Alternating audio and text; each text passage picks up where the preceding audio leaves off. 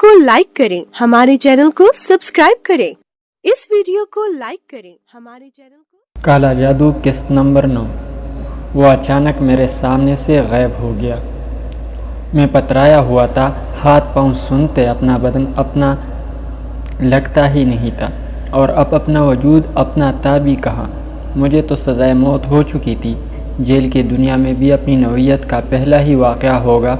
इससे पहले भला ऐसा कहाँ हुआ होगा, मगर कुछ एहसास तो दूसरे लोगों को भी होगा। अब तो सोचा जाएगा कि मैं बेगुनाह था, किसी पुरस्रार जाल में फंसा हुआ था। अगर ऐसा ना होता तो ये कैसे होता। ज़मीरुद्दीन साहब ने ये हवाले दिए थे, मगर वकील सरकार ने इन बातों का खूब मजाक उड़ाया था।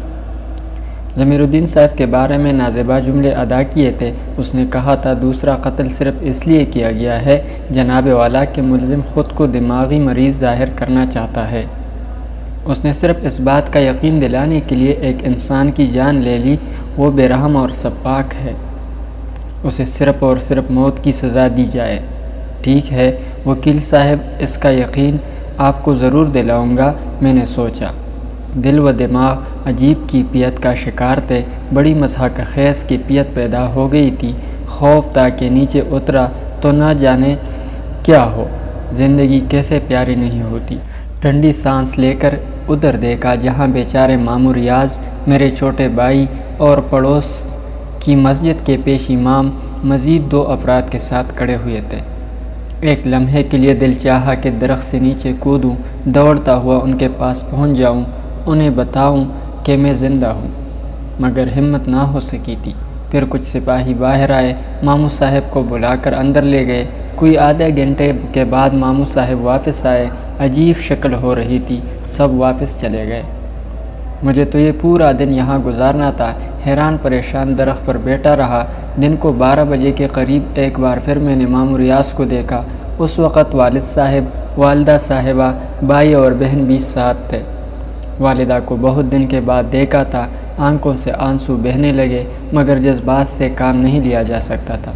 सब्र किया। वो लोग अंदर गए। काफ़ी देर के बाद बाहर आए और फिर चले गए। मेरा तमाम दिन भूखे प्यासे गुजरा था। फिर जब खूब तारीकी फैल गई तो मैं नीचे उतरा और तेज़ी से एक तरफ चल पड़ा। घर का रुख भूल कर भी नहीं कर सकता था कि कानून आसानी से पीछा नहीं छोड़ेगा। और फिर साधु के अल्फाज भी याद थे, घर वाले तो सब्र कर ही लेंगे, मगर मैं उन्हें अपनी नहुसतों का शिकार नहीं करना चाहता था। अब क्या करूं, कहाँ जाऊं, कहाँ ठिकाना है मेरा। दिल व दिमाग खौफ के ज़ेर असर थे। क़ुव्वत फ़ैसला साथ छोड़ चुकी थी। शहर इतना अजनबी नहीं था, लेकिन इस वक्त यूँ लग रहा था जैसे पूरी कायनात में कोई शनासा न हो। इंसानी शक्ल में नज़र आने वाला हर वजूद दुश्मन हो। मौत मेरी ताक में और ज़िंदगी एक कमज़ोर बेबस चिड़िया की मानिंद जो परवास के नाकाबिल हो और जीने की आरज़ू में पड़ा रही हो। कौन सी जगह है जो मेरी पनाहगाह बन जाए। मेरी निगाह हर साये में पनाह ढूंढ रही थी, मगर हर साया खौफ का साया था। कदम किस तरफ ले जा रहे हैं अंदाज़ा भी नहीं हो रहा था। फिर शायद गैब से रहनुमाई हुई। रेल की सीटी की आवाज़ रात के सन्नाटे को चीरती हुई कानों से टकराई थी और मेरे कदम रुक गए थे। रेल? हाँ, एक रास्ता ये भी है। कुछ फासले पर रेलवे स्टेशन है। क्यों न यहाँ से निकल जाया जाए, क्यों न ये शहर छोड़ दिया जाए। हो सकता है यहाँ से दूर जाकर ज़िंदगी के आस बांधे। कदम फिर आगे बढ़े। रफ्तार तेज़ हो गई। दिमाग पर नींद जैसी कैफियत तारी थी। उसी आलम में स्टेशन पहुँचा। बहुत सी चीज़ों का एहसास भी न हो सका। बस रेल के आगे बढ़ने के झटके से जैसे आँख खुल गई। मैंने आंखें फाड़ फाड़ कर इर्द गिर्द के मनाजिर देखे। खिड़की सी रोशनियाँ रेंग रही थी। अंदर मलक जे बल्ब उन मुसाफिरों को नुमाया कर रहे थे जो कहीं दूर से आ रहे थे और दूर जा रहे थे। सब के सब मेरी तरह नींद के शहर में डूबे हुए। ना जाने मैं कैसे इनके दरमियान आया था और उन्होंने किसी निगाहों से मुझे देखा था। रोशनियों के दौड़ने की रफ्तार तेज़ हो गई। यूँ लगता था जैसे उन्हीं अंधेरों का खौफ हो और वो उससे जान बचाने के लिए भाग रही हो। कहीं पर अंधेरा तमाम रोशनियों को खा गया। कि से बाहर घोर तारीक के सिवा कुछ न रहा। मैंने उस अंधेरे से खौफजदा होकर आंखें बंद कर ली, लेकिन जो ही पलकें जुड़ी मेरे इख्तियार से बाहर हो गई।